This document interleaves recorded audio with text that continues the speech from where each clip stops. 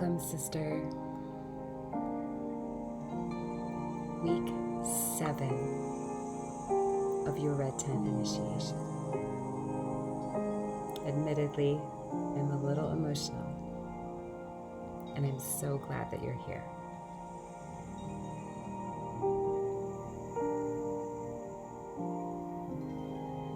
Week 7. You made it. And this week is all about not only celebrating how far you've come, how much work you've done,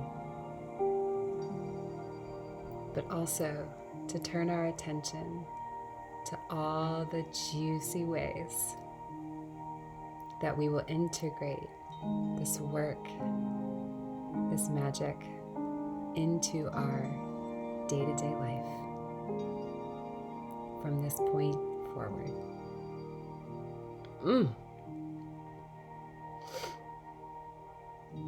In some ways, that's like coming out of the spiritual closet, and it's time, and you're ready. And we, your sisters, are not going anywhere. We'll be right here with you. Coming out of the closet in this sort of like spiritual sense, like I'm using it, it's like, does that mean emerging, an enlightened being or a beautiful embodied goddess and always just nailing it? Coming out of the closet in this sense it's coming out in all of our perfection and all of our imperfection. It's bringing not only our magic, but our mess, right? It's bringing the grace, it's bringing the brilliance, it's bringing the folly, it's bringing the grief. It's bringing all of us forward into the world as our perfect offering. And so this week is like one of my final invitations to you. This week, I invite you to truly see yourself. To see all of it, the wildness, the beauty, right? The clumsiness, the radiance, all of it. And so with this invitation to truly see yourself, I have a bit of a ulterior motive.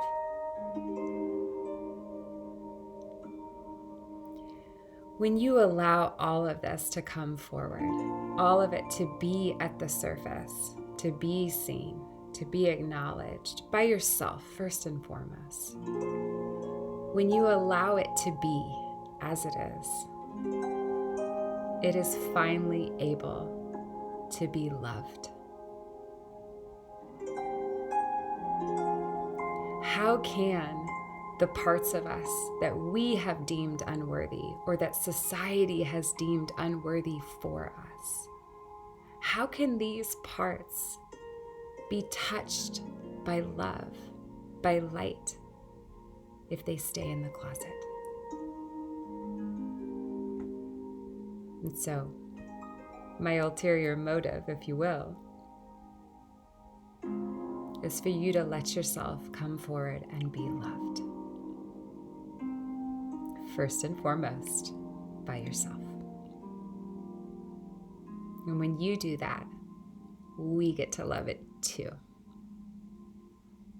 We get to love all the parts.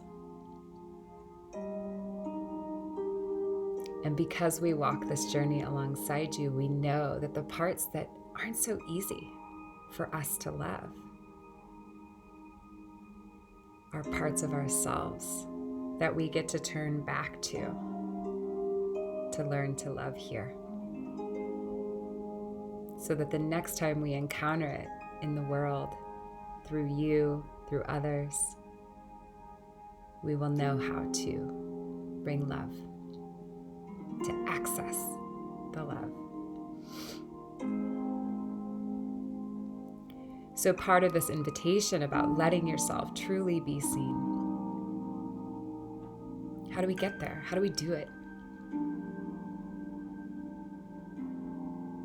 Well, just like you might have played dress up as a child and put on your mother's dress or tried on your older sister's cool denim jacket, the invitation here is to try on a perspective of someone who loves you, someone who admires you, someone who sees you and says, yes, I want her. I want to be around her. Try on the perspective of the people who have shown you unconditional love. What do they see in these aspects of you that you have deemed unworthy, unlovable? Not sure who those people are in this moment? That's okay. Try on the perspective of Lindsey. What does Lindsey see? What does Lindsey love about you?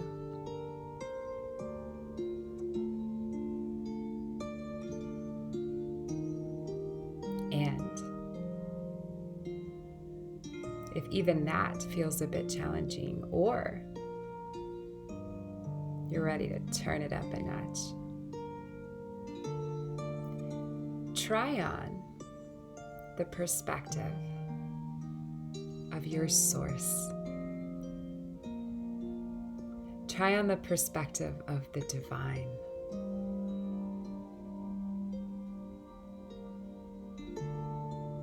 You are a child of the divine.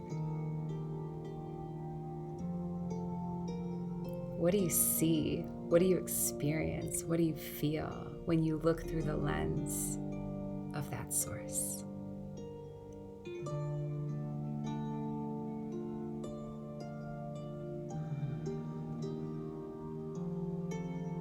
Yum. Push pause, stay here as long as you would like.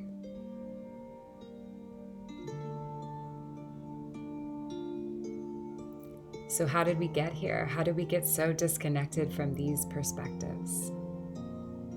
The perspectives of how lovable, how radiant, how divine we truly are. Well, that's where we started this journey, right? We looked at all the reasons why our vision got blurred, our perspective got skewed, right? All the influences that we have inherited, all the ways that we have internalized the judgment, the disconnection, the division, the competition, the not enoughness. We talked about it. We wrote about it. We contemplated it. We understand now why it's been so challenging for us to truly see ourselves. And yet, we answered this call. We came into this tent and we said, and we continue to say, we are ready to reclaim.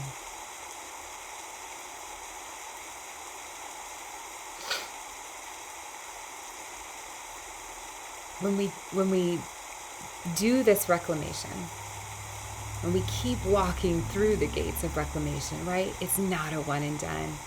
We do this now, and we will do this for the rest of our days. And when we do this, we open those channels of love back up, so that when we feel our sadness, when we're drowning in our mess, when we're shining in our glory, when we're in our highs, when we're in our lows, we can still access love.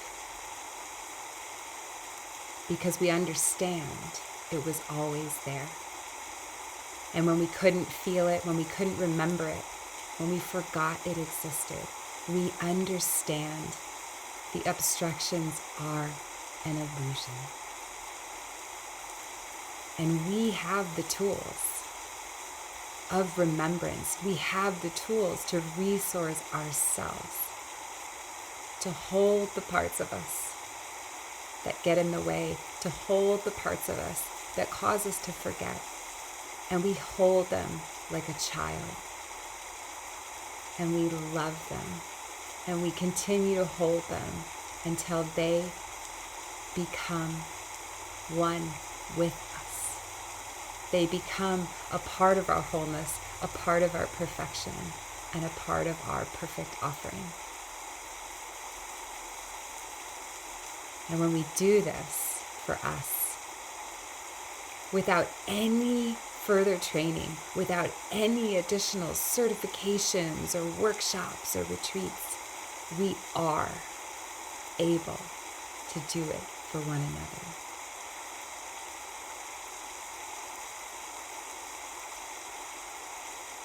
That's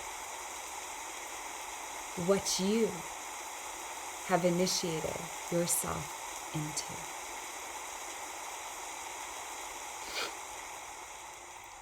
So, I've been here. I handed you some tools. I asked you some important questions. I led you on journeys. And I absolutely was your number one fan in this initiation journey. But I assure you that you were always the one initiating self.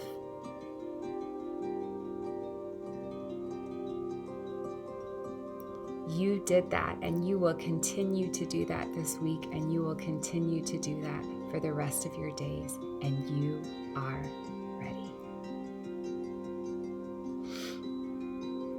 So as our time together draws to a close, and I'm reminded of my intention, right?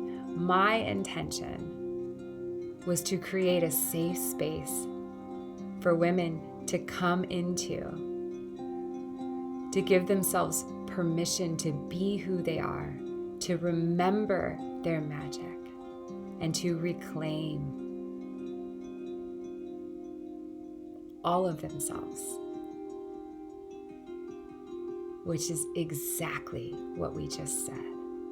Full flippin' circle. So how about you? What was your intention? Way back at week 1. How did you intend to show up? How did you show up?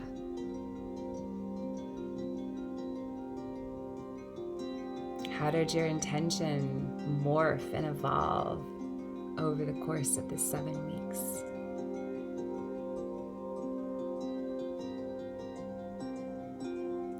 And how would this intention like to shift and soften and evolve as you move forward and bring your magic, your wholeness into the world as you come out of your spiritual closet? So, after watching this video, you will find that the main exercise, if you will, for this week is a practice called Sacred Mirror. And the sacred mirror is a meditation for you to put on and just follow. Let yourself be guided. And let yourself be guided into the parts of you that are ready to be seen, that you've started to catch glimpses of, or haven't even scratched the surface of yet. Let yourself meet her. And when you do that practice, you'll want to have the worksheet that accompanies it. So you may want to print that out or have it close by when you go to do the meditation. There will also be another practice, like a worksheet, like a letter, but with a lot of prompting. That's called coming out of the closet. So those will be your main practices this week, in addition to giving yourself ample time to grow your intention from week 6 around taking all that has been coming to the surface, churning inside of you, gaining meaning, developing more meaning through the course of this journey, and turning it into an offering for you to share with us on Sunday. So go ahead and do the sacred mirror, come out of the closet, and do whatever you need to do to feel ready for that offering. And I'm standing by if you have any questions or concerns. And you'll find some other resources attached this week, including things like marketing and promotion. Like, how do I bring all this into the world? It's there when you're ready. So,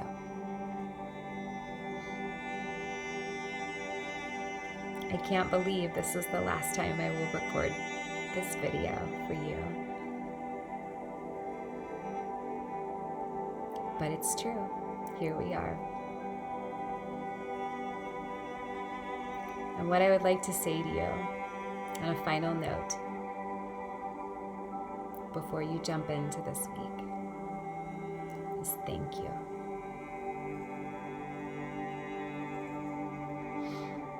From the bottom of my heart, thank you.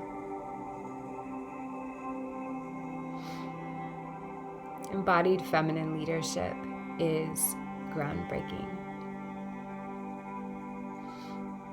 It is challenging. There is not a ton of example or precedent for us. We are breaking trail, and it can be hard. And the one thing that consistently helps me move forward, helps this path have more and more meaning and feel more and more connected, is the company of women like you. You remind me of my own purpose. You remind me why I'm here. And you make it matter so much for me. And so I thank you.